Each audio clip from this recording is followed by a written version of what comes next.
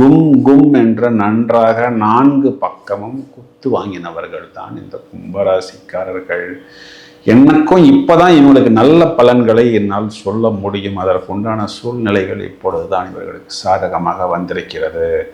இந்த பக்கம் அஷ்டமத்தில் இருந்த கேதுவும் வெளில வந்துட்டார். அப்போ 4 பக்கமும் அடி வாங்கிய கொத்து வாங்கிய கும்பராசிக்காரர்கள் ஒரு 80% செட்டில்டுங்கிற ஒரு பொசிஷனுக்கு வந்துட்டாங்க.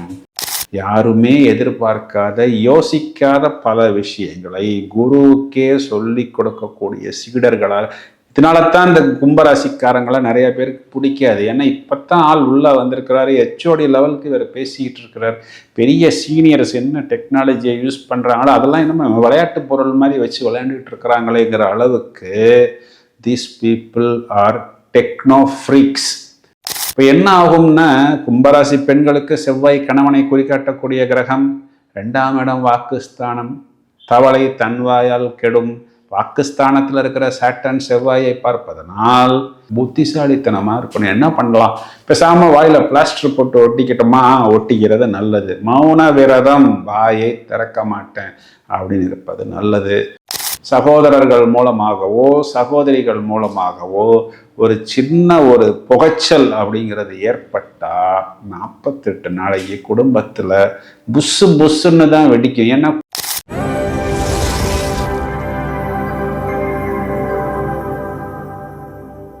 ஹாய் ஃப்ரெண்ட்ஸ், நாம் அனைவரும் ஆவலுடன் எதிர்பார்த்து காத்து கொண்டிருக்கக்கூடிய அட்டகாசமான இந்த ஆகஸ்ட் மாத பலன்களை கும்பராசிக்கு சொல்வதற்கு நான் ரொம்ப நேரமாக காத்து கொண்டிருக்கிறேன். ஏன் அப்படின்னு, இதற்கு முன்னாடி ஆகஸ்ட் மாதம் முதலில் என்னென்ன மாற்றங்கள் நிகழ இருக்கிறது அப்படின்னு பார்த்துருவோம். வருடாந்திர கிரகம் அப்படின்னு சொல்லக்கூடிய ராகு, கேது, குரு, சனி, இந்த 4 கிரகங்களில் எந்த விதமான மாற்றமும் இல்லை. சனி பகவான் மீன ராசியில் வக்கிரமாக இருக்கிறார். வக்கிரத்தில் உக்கிரமான பார்வையாக அவர் செவ்வாயை பார்க்கிறார். புதன் என்ற கிரகம் 11th ஆகஸ்ட் வக்கிர நிவர்த்தி அடைகிறார். ஆடி மாதம் முடிந்து ஆவணி மாதம் பிறக்கும் பொழுது, அதாவது 17/8/2025 சூரியன் தனது சொந்த வீட்டில் சிம்ம ராசி மண்டலத்தில் பிரவேசிக்க இருக்கிறார். இதையும் தவிர 21st ஆகஸ்ட் புதன் என்ற கிரகம் சூரியனுடன் சேர்ந்து சூரிய புத ஆதிபத்தியமாக இணைய இருக்கிறார். 22nd ஆகஸ்ட் சுக்கிரன் என்ற கிரகம் மிதுன ராசியில் இருந்து கடக ராசி மண்டலத்துக்கு பிரவேசிக்க இருக்கிறார். இப்போ மாதாந்திர கிரகங்கள்ல இதுதான் மாற்றங்கள். கும் கும் என்ற நன்றாக 4 பக்கமும் குத்து வாங்கினவர்கள் தான் இந்த கும்பராசிக்காரர்கள்.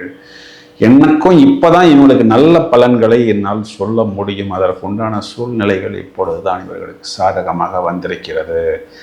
இந்த ஆகஸ்ட் மாதத்தில் இப்போ எல்லா கும்பராசிக்காரர்களுக்கும் நன்றாகவே தெரியும், நமக்கு அந்த 7.5 சனியில் நடுவரென்ற உற்றுச்சு. ராசிக்கு குரு பார்வை வந்துருச்சு. ராசியில் ராகு வந்தாலும் ராகுவை குரு பார்க்க ஆரம்பிச்சிட்டாரு.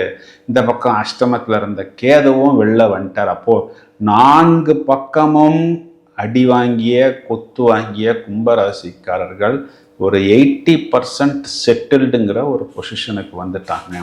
சாட்டர்ன் அண்டர் ரெட்ராகிரஷன் அப்படிங்கிறது முதல் தரமான ராஜயோகத்தை கும்பராசிக்காரர்களுக்கு கொடுப்பதற்கு தயாராக இருக்கிறது. 2ஆம் இடம் சொல்லக்கூடிய தனம் குடும்பம் வாக்குஸ்தானத்தில் ரொம்பவும் ஸ்லோவாக ரொம்பவும் ஸ்லக்கிஷாக இருக்கக்கூடிய அந்த சாட்டர்ன் ரொம்பவும் பரபரப்பாக சுறுசுறுப்பாக செயல்படும் போது என்ன ஆகும், தனம் குடும்பம் வாக்கு, அப்போது வருமானம் வருவது, கொடுத்த வாக்கை காப்பாற்றுவது, குடும்பத்தில் உண்டான சுப நிகழ்வுகளை எப்படியாவது ட்ரிகர் பண்ணி அதில் மேலும் மேலும் ஜெயிக்கணும்னு விடாமல் இவர்கள் போராடக்கூடிய அமைப்பு என்பது இவர்களுக்கு ஏற்படும்.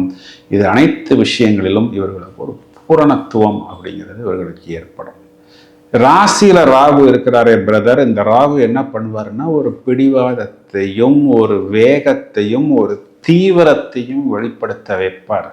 இது பிளஸ்ஸாகவும் வரும் மைனஸாகவும் வரும். ஆனால் இந்த ராகு குருவின் பார்வை வருவதனால் குருவுடைய அந்த ஒளித்தன்மையை ஒளி தத்துவத்தை ராகு அப்படியே முழுவதுமாக உள்வாங்கி அதனை மேக்னிஃபை பண்ணி வெளிப்படுத்துவார். ராகுவுக்கு திரிகோணத்துல சுக்கிரனும் குருவும் இருப்பதனால் அதனுடைய எனர்ஜியையும் ஆற்றலையும் இவர் அப்சர்வ் பண்ணி வெளிப்படுத்துவார். அப்போ கும்பராசிக்காரர்கள் ஏதாவது ஒன்றை சாதித்தான் ஆக வேண்டும் அப்படிங்கிற ஒரு வெறியுடன், வெறித்தனம்னாலாம் பாட்டு எழுதுறாங்க பாருங்க, அந்த மாதிரி ஆக்கப்பூர்வமாக சாதிக்க வேண்டும்னு இவர்கள் செயல்படுவார்கள். எப்படி பிரதர் அப்படின்னா, இப்போ இவர்களுக்கு 2ஆம் அதிபதி 4ஆம் அதிபதி, சுகஸ்தானாதிபதி தனஸ்தானாதிபதி சேர்க்கை, இது 5ஆம் இடம் சொல்லக்கூடிய பஞ்சமத்தில், 4ஆம் அதிபதி 5ல், 9ஆம் அதிபதி 5ல் குரு. இப்போ இந்த 5ல் இருக்கக்கூடிய குரு 9ஆம் வீட்டை பார்க்கிறது, 11ஆம் வீட்டை பார்க்கிறது, அதுவும் தவிர ராசியை பார்க்கிறது. 1, 5, 9 தொடர்பு என்பது ஒரு உத்தமமான தொடர்பு. இப்போ இவர்களுக்கு சுகஸ்தானாதிபதி சுக்கிரன் 5ஆம் இடத்துல அமர்ந்து 11 லாபத்தை பார்க்கிறதா, அது இவர்களுக்கு ஒரு பெரிய ப்ளஸ் பாயிண்ட். குரு லாபத்தை பார்க்கிறதா, அது இவர்களுக்கு ஒரு பெரிய ப்ளஸ் பாயிண்ட். ராசியாதிபதி லாபத்தை பார்க்கிறதா, மிகப்பெரிய ப்ளஸ் பாயிண்ட். அதுவும் தவிர வெற்றி ஸ்தானாதிபதி செவ்வாய் 8ஆம் இடத்தில் மறைந்தாலும், செவ்வாய் மறைவது ஒரு விதத்தில் நல்லதுன்னு எடுத்துக்கொண்டாலும் அவரும் லாபத்தை பார்க்கிறார். அப்போ லாபத்தை குரு பார்க்கிறார், சுக்கிரன் பார்க்கிறார், செவ்வாய் பார்க்கிறார், சாட்டர்ன் பார்க்கிறார். 4 விதமான வழிகளில் லாபம் அப்படிங்கிறது வந்தால்தான் இவர்களுடைய பிரச்சனைங்கிறது இவர்களுக்கு தீரும். 6ஆம் இடத்தில் சூரியன் இருப்பதும் அசுபகிரகங்கள் 6ல் மறைவதும் நல்லது. அப்போ அரசாங்கம் சம்பந்தப்பட்ட விஷயத்திலையும் அபிவிருத்தி ஏற்படுமா. பிறகு சூரியன் 7ஆம் வீட்டுக்கு வரும் பொழுது புதனும் 7ஆம் வீட்டுக்கு வந்து புதன் ராசியை பார்க்கும் பொழுது பிரமாதமான புத்திசாலித்தனத்தை புதன் இவர்களுக்கு கொடுப்பார். நூதனமான விஷயங்களை யோசிப்பார். ஏற்கனவே கும்பராசிக்காரர்கள்லாம் இந்த டெக்னோ ஃப்ரீக் அப்படின்னு சொல்லலாம். ஏன்னா இந்த ராசியில் ராகுங்கிற கிரகம் பூரணமாக அமர்ந்திருப்பதனால் இவர்கள் இந்த டெக்னாலஜி சம்மந்தப்பட்டது, சாஃப்ட்வேர் சம்மந்தப்பட்டதுலாம் யாருமே எதிர்பார்க்காத, யோசிக்காத பல விஷயங்களை குருவுக்கே சொல்லி கொடுக்கக்கூடிய சீடர்களால், இதனால தான் இந்த கும்பராசிக்காரங்களை நிறைய பேருக்கு பிடிக்காது. ஏன்னா இப்போத்தான் ஆள் உள்ளே வந்திருக்கிறாரு, ஹெச்ஓடி லெவலுக்கு இவர் பேசிக்கிட்டு இருக்கிறார். பெரிய சீனியர்ஸ் என்ன டெக்னாலஜியை யூஸ் பண்ணுறாங்களோ அதெல்லாம் இன்னும் விளையாட்டு பொருள் மாதிரி வச்சு விளையாண்டுட்டு இருக்கிறாங்களேங்கிற அளவுக்கு these people are techno freaks. இப்போ இந்த ஃப்ரீக்கை புதன் பார்த்தா என்ன ஆகும்? புதுசாக கண்டுபிடித்தவருக்கே சொல்லி கொடுக்கக்கூடிய அளவுக்கு புத்திசாலித்தனம் பிரமாதமாக வெளிப்படும். அப்போது இதை எப்படி கமர்ஷியலாக மாற்றிக்கொள்வது? அடுத்த கம்பெனிக்கு நமக்கு ஆஃபர் கொடுக்குதா, இல்லை நம்ம கம்பெனிக்கு ஆஃபர் கொடுக்கலாமா?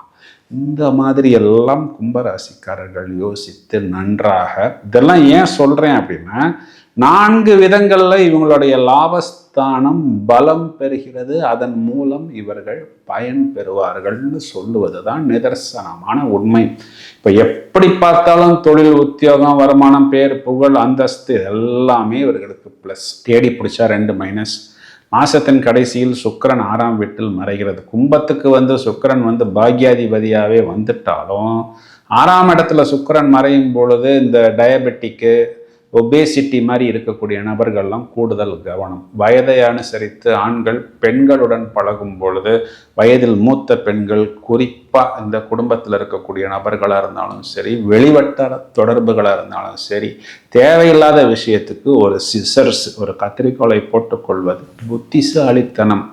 ஏன்னா நெருப்பு சுடும் அப்படின்னு மட்டும்தான் நம்மளால் சொல்ல முடியும். அதனை நீங்கள் உணர்ந்து கொள்வது நல்லது.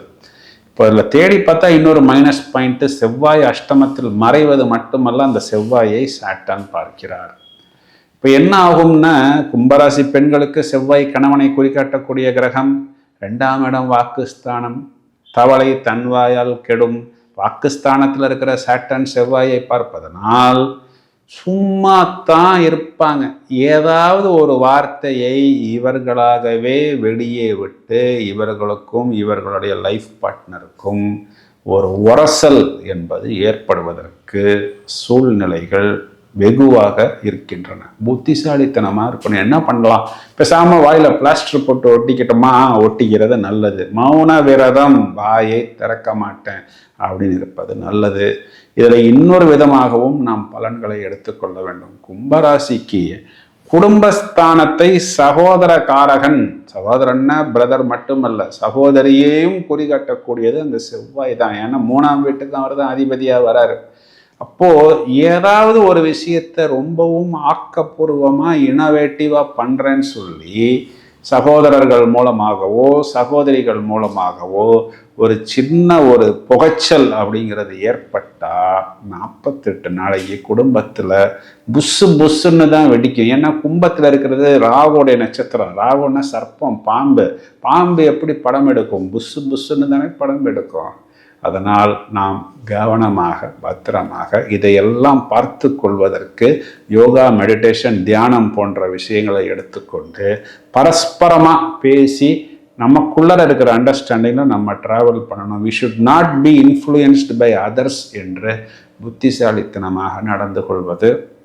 செவ்வாய் சனிக்கிழமைகளில் முருகன் வழிபாடு, பைரவர் வழிபாடு, அதுவும் அஷ்டமி திதிகளில் தேய்பிரை அஷ்டமியில் பைரவர் வழிபாடு, நரசிம்மர் ஆஞ்சநேயர் வழிபாடு, ஹனுமன் சாலிசா, ஹனுமன் கவச்சம், நரசிம்மர் கவச்சம், சனிக்கிழமைகளில் சைவ உணவு எடுத்துக்கொள்வது, இதெல்லாம் இந்த நெகட்டிவ் பாயிண்ட்டை 99% குறைத்து விடும்னு சொல்வது மட்டும்தான் நிதர்சனமான உண்மை.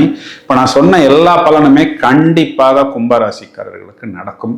தசாபுத்தி அந்தரங்களை பொறுத்து சிலருக்கு கூடுதலாகவும் சிலருக்கு குறைவாகவும் நடக்கும்னு சொல்வது தான் நிதர்சனமான உண்மை. சார் எல்லாமே நல்லா தான் சார் சொன்னீங்க, என்ன சார் பண்ணணும் நாங்கள் அப்படின்னு நீங்கள் கேட்பது எனக்கு புரிகிறது. இந்த பதிவை உங்களது நண்பர்களுக்கும் உங்களது உறவினர்களுக்கும் ஷேர் செய்யுங்கள். தொடர்ந்து இணைப்பில் இருங்கள். மேலும் பல அரிய தகவல்கள் தயாராகி கொண்டிருக்கிறது. Thank you friends.